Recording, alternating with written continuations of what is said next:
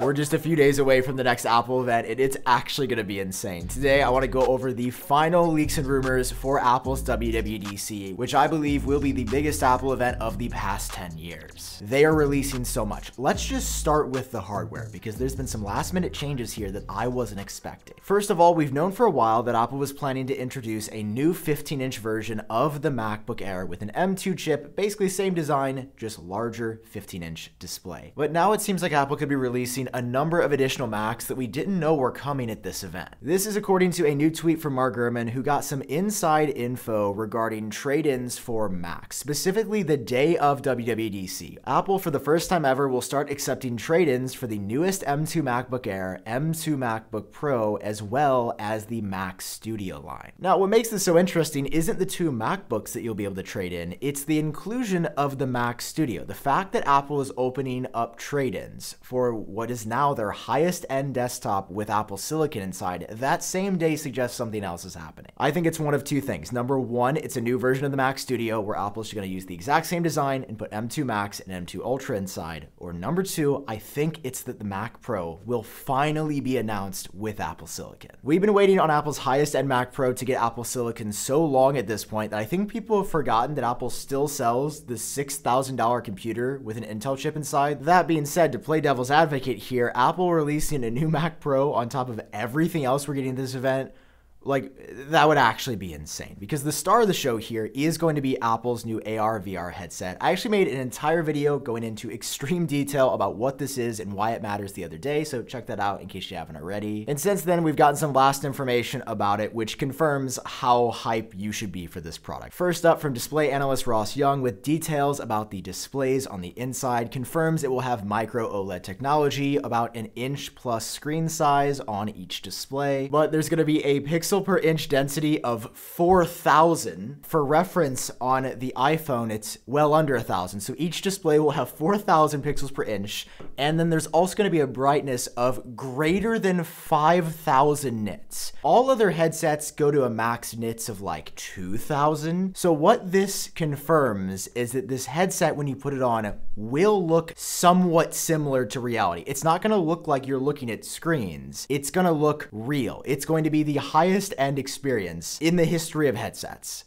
which is what I've been excited for a while, and to see that confirmed in the specs, like, dude, what? And if for some reason you're still convinced that Apple isn't releasing this headset on Monday at WWDC on June 5th, you could just look at some of the people who they invited, like Upload VR. This is the first time the publication has ever been invited to an Apple event in Upload VR's history. The website is literally dedicated to talking about virtual reality and new headsets that come out. But on top of all of that, Apple's also just spilling the beans on their own by filing trademarks for the virtual reality headset and software. Recent filings include Reality Pro OS and Real OS, as well as XR Pro OS, which seem to be Apple just covering their bases because the actual rumor name is going to be XR OS for the iOS type software that runs on the headset. But again, this is Apple just being like, guys, you got us, we're filing trademarks for this new headset. Like, I've seen some comments of people that are like, it's not coming out on Monday.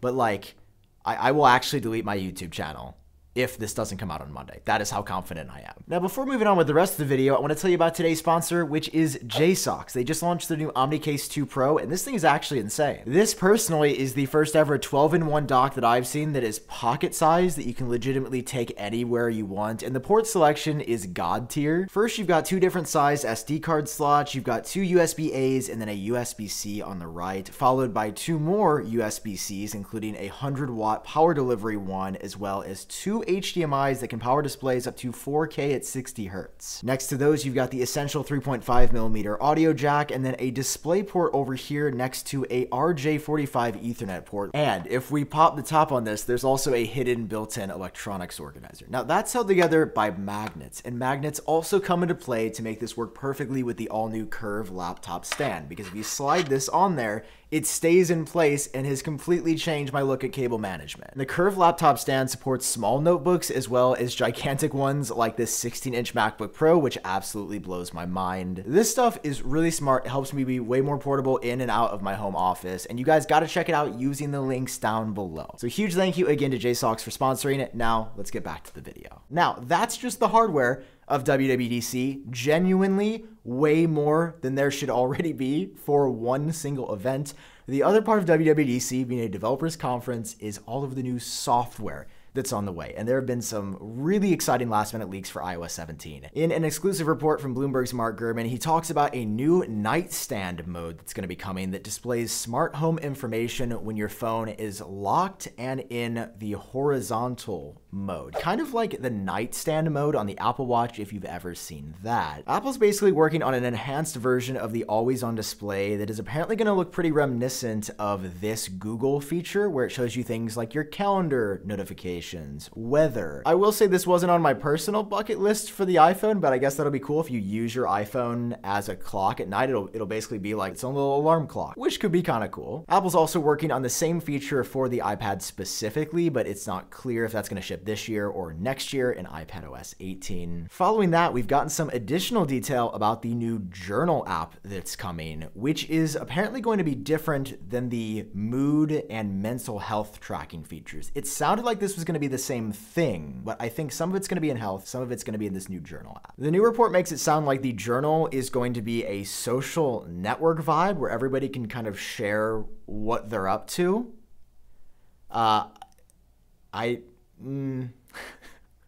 We'll see about that one. It sounds like that will be correlated with the new health app features where over a period of time, every day you can rate your mood and how the day was and then see that data over time, which that's actually really helpful. Like a lot of people struggle with their mental health, myself included, kind of tell ourselves that it's fine and we're okay. And then it's a year of our lives that have been all frowny faces. And instead of just getting help, like we weren't able to see that when you're in it. And I think that could be a really big deal. That could change everything for a lot of people. There's also going to be updates in the health app to help people cope with low vision, so maybe people that suffer from macular degeneration or other vision conditions. And the health app is finally this year. The iPad is used a ton in clinical settings, so in iPadOS 17, a dedicated health app is coming and doctors are going to rejoice at this. Next up, the Wallet app is going to be getting some significant upgrades this year, likely because Apple's also working on that new version of CarPlay, so probably some updated car key support in here, as well as hopefully a better separation of things because it's kind of become a cluttered mess. Next, but separate from that, there are also going to be updates to location services in iOS 17, and there's no detail about what that means.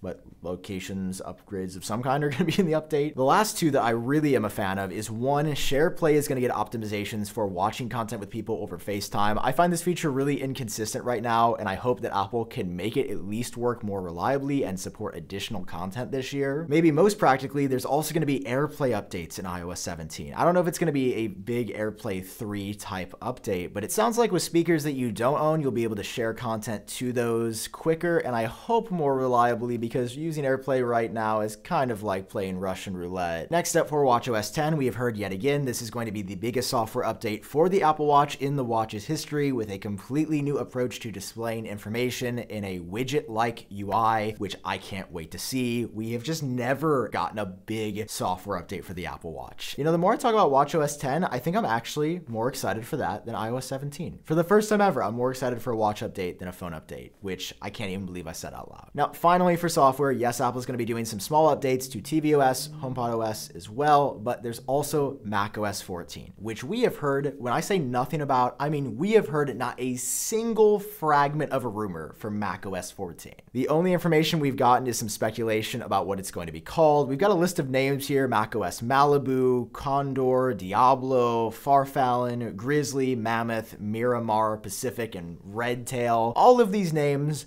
are a possibility. I think Apple actually holds the trademarks already filed for a lot of these versions of macOS. I don't know, macOS Pacific, macOS Malibu.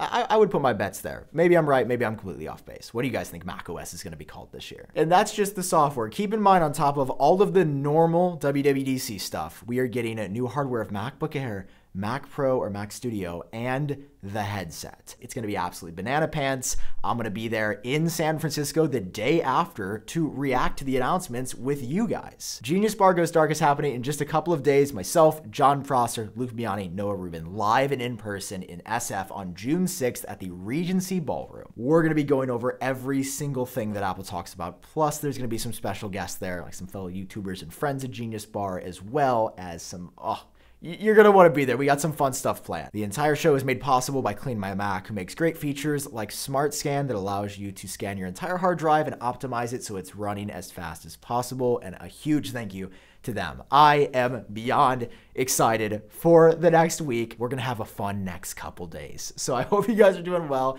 Thank you for watching, and I'll talk to you in the next one. Peace.